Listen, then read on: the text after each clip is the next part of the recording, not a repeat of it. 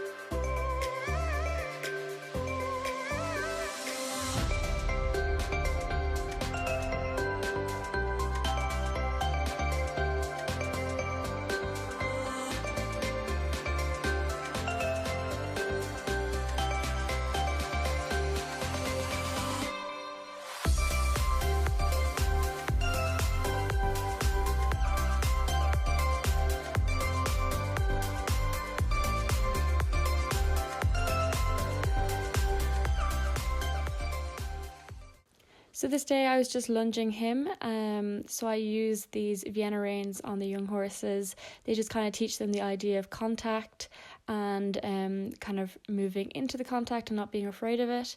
And I also have my lunge rope attached to the rope halter underneath, so my lunge rope isn't pulling on his mouth or the bit at all. The only contact he gets on his mouth is a very steady contact from the Vienna reins. So I think this is a really nice way to just they never really get a bad experience in the mouth, and I think it's a really good idea. And I'm also trotting him over some trotting poles. You can see here he's a little bit tentative, he's not really sure, but he's a really quick learner. Today I lunged him and he was flying over the poles, and he was actually getting really careful for the poles and minding his feet, so it's nice to see how much they improve. So obviously I lunge him on both reins, but I've only videoed one side in this case. So I only just do a few times over, and then I'm also teaching him just some basic voice commands like whoa, which you will hear now. Whoa, whoa. Very good, boy. Well done, Dougie. After lunging him, I decided to see if he would go over this water tray, and I was very pleasantly surprised. I was expecting a really big reaction, and there was just none. He walked straight, and then there's the 3-year-old. A chicken jumped off a fence, and he was like, "What the heck?" So he was a brilliant boy, really really calm and brave over the water tray. You're going to see Dali actually do the water tray, and Dali is a little bit more reactive about it, so that'll be interesting for you guys to watch. But I like to get them to go over, like lunging them over it, because a lot of horses will follow you over it no problem, but when they're actually asked to do it without following, like they have to be the brave leader, sometimes they lose a little bit of confidence. Some horses like you to hold their hand, but I think it's really good to just teach them that they can do it themselves. They don't need to rely on me to like help them over anything. They're so capable. So I think this is a really good way of building confidence in a horse and in their ability.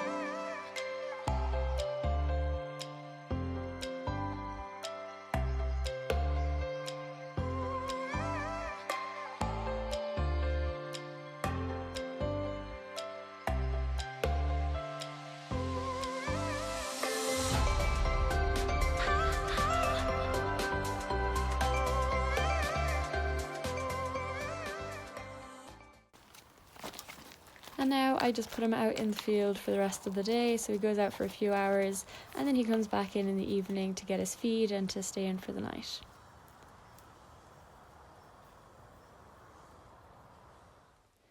And next it is Dali's turn. So Dali's field is down quite a little bit far away. It's quite mucky, as you can see, around the fence, but they have quite a big field and the rest of it isn't too bad. He's kind of used to the mud anyway, he's a bit of a mud monster. So this was Dali's second day having a saddle on. So he was really, really good. He doesn't really care about it at all, to be honest. And then this was also his first day getting the Vienna reins on. You'll see in a bit that I go to put them on, but they're actually too short because I want to have them really, really long the very first time, because with young horses, all about them going forward. And if you put the Vienna reins on too tight, they feel like they might not be able to walk into the contact. It is something they have to teach them. So I definitely don't want them too tight at all. I want him just to maybe feel a little bit of contact. If he puts his head really high in the air or really low on the ground, he'll just get a little bit of contact, but it's nothing too stressful for him or anything like that. So instead of the actual training aid that I have, I used some baling twine. I know it looks a bit rustic, but it actually has a lot of benefits. So first is that I can make it as long as I want. So I had it really, really long for him today. And the other big benefit is that it will break if he gets a fright. So if anything happened, if he tripped, if he just jumped into the air or got a fright or wasn't so sure about them, it will just snap really, really easily. So it means he'll, never get into a situation that's dangerous or anything like that. I think it's just really nice. It's just a peace of mind for me as well, that I know that they will snap if anything happens. So you can see him here now coming out around the circle. You can see that they're really long. He can't they're not really impacting him at all. But it's just a little feel of contact at the end of the rein. So it's just a starting point. And now we're gonna have a little bit of trotting around the circle. Obviously, again, I do lunge him on both reins, but I only filmed one side because my camera is about to die. So basically with him, you can see he's a lot further behind than Dougie, even though they are both 3. So I will lunge him until I get like 1 or 2 smooth circles, and then I'll let him walk.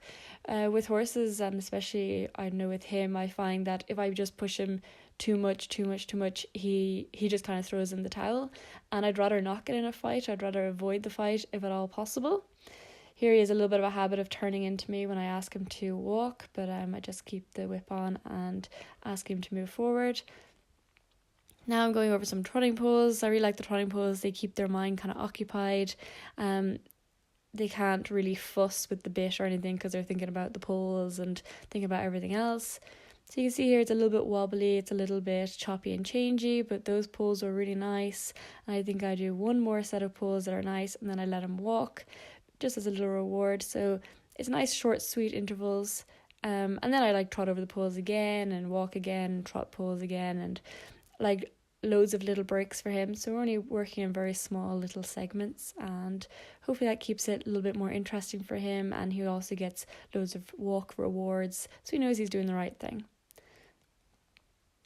So now I'm finished, and I'm just coming to give him a little rub for being such a good boy.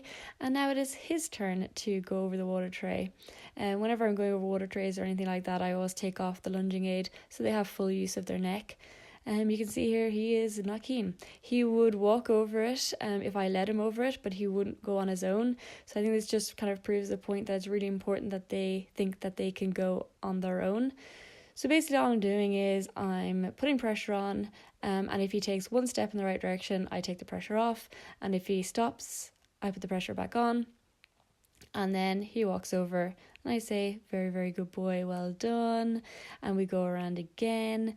And this next time I do make a mistake. I walk too far away from the water tray. See, I'm way too far away from the water tray. I've left this big gap open for him to run through.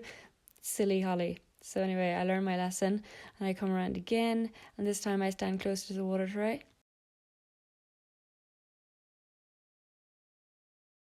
And again, I'm putting the pressure on with the whip, and if he takes a step forward, I drop the whip. and if he doesn't, I just slowly increase the pressure, and then the minute he walks forward, the whip drops and the pressure is released. So that was a really, really good one. He walked over really calmly, didn't jump over, didn't run through it. I don't like when they race across, like kind of a bit frantic, because I don't feel like they're learning. If they're panicked, they need to be relaxed in order to learn. So I gave him a little reward there for very good good walking, and then I go again, and the difference, he just walks straight over it. And I really think that's the difference between taking your time and making them relaxed and thinking about walking over it, as opposed to if I just chased him over it, really like aggressively. I feel like he wouldn't have been so calm then after that. But he's really good. He has no problem with that at all now.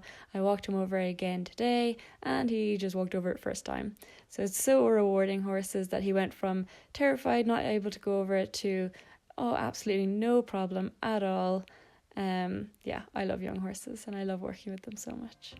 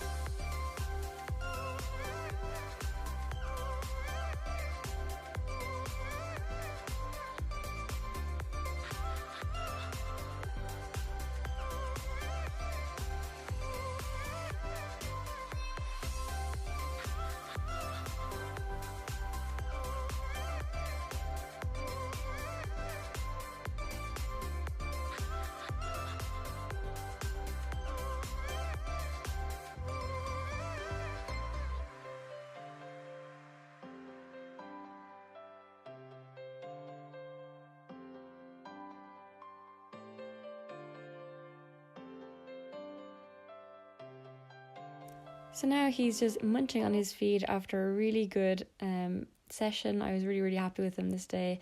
And there's all the chickens eating his leftovers. He just gets a little bit of food, and then he goes out to the field. So the next thing I do is to fill up the hay rack in a Dougie stable for the night, for when he comes back in. And then I also need to muck him out.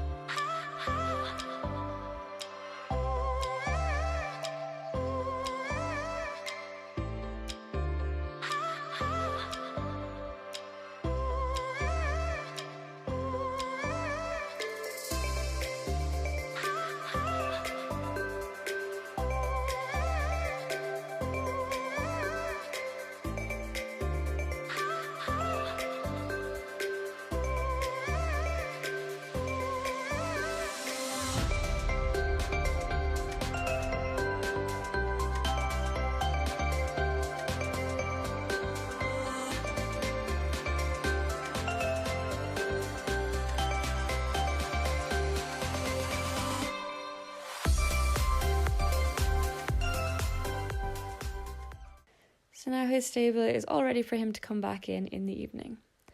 So now it's a few hours later, it's about 3:30, and it's time to get Dougie in. He's such a sweetheart, he's so easy to catch, I really like him.